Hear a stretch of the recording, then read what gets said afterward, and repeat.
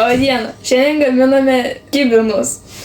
Jums reikės 4 stiklinių miltų, 4 kiaušinių, žiupsnelį druskos, 200 g grietinės, 200 g sviesto, sutarkuoto pipirų, biškį mėsos prieskonių, 600 g faršo ir 1 svogūno.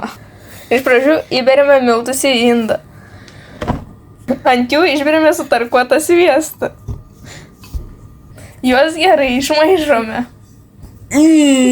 Į atskirą indą įdedame 3 kiaušinius, ant jų įdedame grietinės ir išmaišome juos gerai.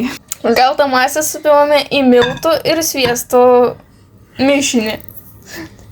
Gerai išmaišome ir kai išmaišysime, įdėti reikės pusvalandžiui į šaldytuvą. Tešlą įdedame į šaldytuvą pusvalandžiui. Kol tešla vėsta šaldytuve, darome įdarą. Į faršą įdedame smulkiai supjaustytus svogūnus. Įberiame žiupsnelį druskos, įberiame šiek tiek pipirų. Pagal skonį įdedame mėsos prieskonių. Viską gerai išmaišome arba išminkome. Po pusvalandžio išimam tešlą ir pradedam ją kočioti. Kai iškočiojate, paimkite bet kokią apvalią formą ir išspauskite rutulį.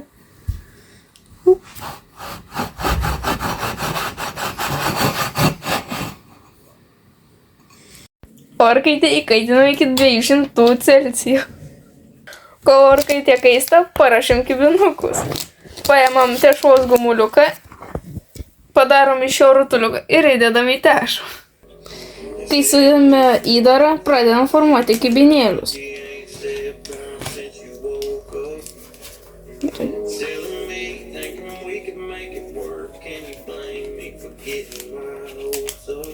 Kai suformavote, dedame į orkaitę 5 minutėm.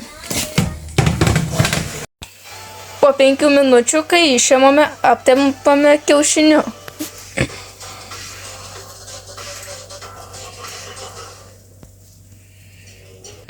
Kai aptepėte, įkiškite atgal 40 minučių.